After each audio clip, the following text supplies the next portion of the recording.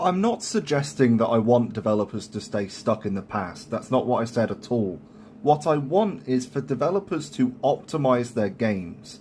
Specifically, I want them to optimize the default graphical presets to be in line with what the majority of PC gamers have in their PCs. If you look at Steam hardware surveys, especially the most recent one, the majority of PC gamers are running a generation or two old GPUs, and they are 60 or 70 series GPUs. So the majority of gamers are running 4060, 3060, or 4070, 3070, and their AMD equivalents. And Intel is making a push now, but they're not quite on the high end yet. And as you can see from Tech Power Up, my 2080 Ti, at least in theoretical performance, is roughly in between a 3070 and a 3070 Ti. Now, realistically, this graphics card should not be struggling to run modern PC games.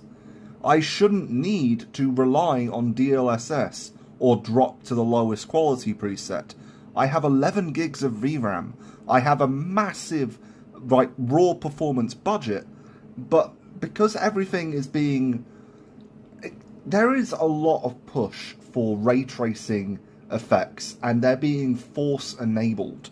Even on the lowest graphical presets, there is sometimes still a small amount of ray tracing in there, unless you turn off reflections entirely. And because the developers are designing their games around ray tracing, when you turn off the reflections with ray tracing, you don't get the older style of reflections like you used to get with just basic textures or screen space. It just disables reflections, which looks... It doesn't look abysmal. I mean, it's still a great looking game in most cases, but it doesn't look its best, or at least it doesn't look like it's a new game. And as I've said, I want an upgrade that is more than 10%.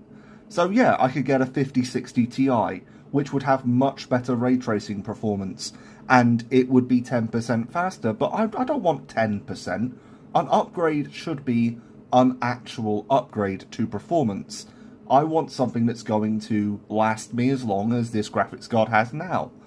And the most sensible thing to do would be 3080 Ti, 4080 Super. And 4080 Supers, yeah, they're twice as powerful as my graphics card. But even on the used market, they have not come down in price to where I could afford one yet.